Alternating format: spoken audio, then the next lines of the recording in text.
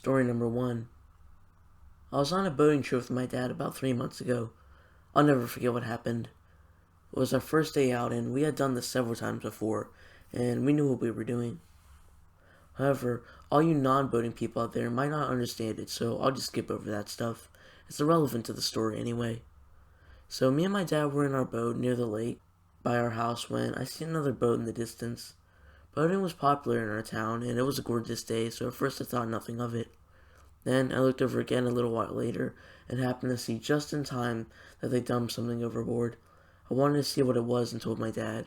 He said it was probably nothing important, as why would they dump it over? Fair point, I guess, and the more I thought about it, it really wasn't any of our business. So we just continued the afternoon normally. For some reason, however, that night, my curiosity was killing me. I couldn't stop thinking about that boat and all the possibilities of what they could have thrown overboard, which was pretty much anything. I thought and thought. What is something a boater or fisher would dump? All these questions made me say forget it. I changed out my pajamas and snuck outside. I probably shouldn't have done this because I'm not as good of a driver as my father, and he would have killed me for crashing his boat for such a stupid reason like this. I didn't care. I wanted to know so badly I didn't even care about the punishment. Like I said, I'm not as good as my dad, but I still know how to do it. Thankfully, I made it to the spot near where the boat had been earlier. I'm happy I did, but also very regretful, because what I saw was terrifying. A dead body floating in the water. Somehow, without screaming, I turned the boat around, snuck inside quietly, and called the police. In what followed, I woke up my parents and told them everything. At first they didn't believe me, but I told them that the police were coming, and they could tell it wasn't a joke. A few minutes later, police came and searched for the body. However, this is the terrifying part. The body was laying in our fenced-off backyard with a gate that you can't open without a key, and there weren't any spares. There it was, lying on its back. Not only could it not have moved that far, but there was also 2 pictures nailed to its back. One was of the man, in his 30s he looked to be, with several bullets in the picture. He was identified as the man who was murdered. The second was of my family. They were all fine except for a bullet in my facial area, which I know I could tell that it was me. I knew because, well, it's just me and my parents and my family, and who else would it be? The police took the evidence into their custody and questioned us. They had a police car stay near us that night, but nothing happened. It terrifies me, and the murderer was never caught. I feel bad for that man who probably didn't deserve death, but still it's so terrifying that a normal-looking boat could be so scary.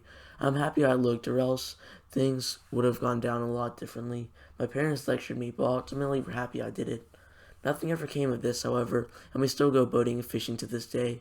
However, I'll never forget the day, and I'll never know why I was about to be that murderer's next victim.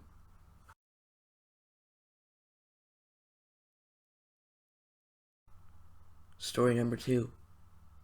A few years ago, I was on a cruise with my mom, dad, cousin, and brother. I was about 22, my cousin just turned 19, and my brother was 25, and our parents were both in their 60s. Anyway, we were on a cruise. It was pretty fancy, but nothing too over the top. That's just how I like cruises. It was a 3-day thing. On the night of the first day, the boat was parked on land so we could explore the island. Everyone else in the boat was sleeping, but I had other plans. I felt bad for some reason since no one was going, and I thought, why not go? It would be a lot of fun, and I thought it would be cool, and I think I'm just missing out on a lot of stuff by just sitting here and playing on my Nintendo Switch. I knew my parents wouldn't want to go right away since they're not into this type of thing. My cousin and brother were out cold, and I didn't want to wake them up and disturb their sleep. I went out of the boat and decided to just do it by myself. I walked through the trail for about 3 minutes, then came to a fork. One path said it took us back to the starting point, and the other one said it led onward. I was feeling adventurous, so I chose the one that went onward. About 5 minutes later, I suddenly had the feeling of being watched. I looked back and expect to see someone hiding behind a tree or bush or something, but then there's just a man, a normal-looking man. I guess he was exploring like me. I asked if he needed anything, but no answer. Then this is where it got weird. He turned around and just left. I thought he might have been shy, but this was just rude. At least say no sorry or something like that. Don't just leave. Well, whatever, I guess. I guess he just gave up whatever he was doing or achieved his goal. I didn't care. If that was his problem. I finished the walk no problem and was super tired when I got back. I collapsed on the bed, and it was around 1:30 a.m. I woke 2 hours later roughly to the sound of tapping. Not quiet, but not loud either. It was noticeable, however. I thought it was the refrigerator, but then I heard a scream from my parents' room. I woke fully and saw a man rushing out. The automatic light activated and I saw him. It was the man from earlier. I screamed, and my brother and my cousin were now up and confused as heck. My dad ran at the guy and tackled him, punching him and kicking him endlessly. I called the cops while trying not to cry. They arrived and apprehended the man, never to be seen again. The cruise was cut short for us. Word got around fast and people panicked and began to pack up and leave. It ruined the first day of our trip, and the whole trip in general. We never did any of those types of trips again. However, that guy's horrifying expression on his face while running away will always give me chills. Also, I figured the most reasonable assumption was that he saw me leave and followed me. I noticed him stalking and he got nervous and gave up. But then he secretly followed me home and waited for me to sleep so he could break in and try to rob us or do something else so much worse, possibly even murder us. Luckily, my dad came back from a trip to the bathroom and the tapping was his footsteps. The man opened his bedroom door and they made eye contact and my dad screamed, waking up me and my mom. Whatever happened to that man, I don't know. This is a scarring event for me and my family, and I still get paranoid walking on trails and in public, and my family rarely talks about this.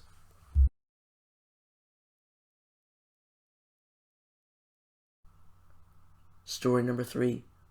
I was once robbed on a large boat out at sea. It wasn't a cruise by any means.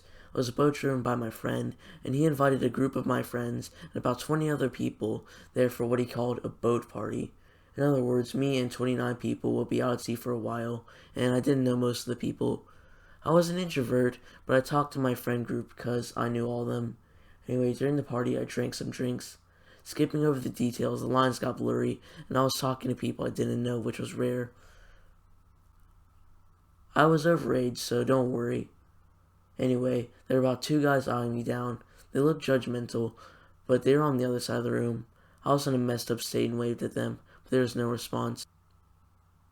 After the party ended, I still felt dizzy, and I asked my friend to transport my drunk butt to my room. Along the way of the intersecting corridor came 2 guys. It was the 2 guys from earlier. They pushed me and punched my friend in his face, causing him to fall. The 2 pulled out guns and held hands up and began to steal our stuff without saying anything. It was almost like a movie scene. They stole my wallet and an expensive necklace. They took my friend's wallet, but that was about everything of value we had on us. They fled the scene. We couldn't call the cops because we were out at sea. Long story short, the trip was canceled, and the boat was pulled to the shore, and everyone left. Then we called the cops, but I couldn't give a good description because, well, you know. Also, my friend drank a lot, so his word was about as good as mine. The police did a full-scale search but came up empty-handed. They thanked us for our help, apologized for not being able to do much, and left. This was over a year ago, and the men who stole our stuff were never found. I feel bad, but I don't mind. I got a replacement necklace and changed my credit card info because it was in my wallet.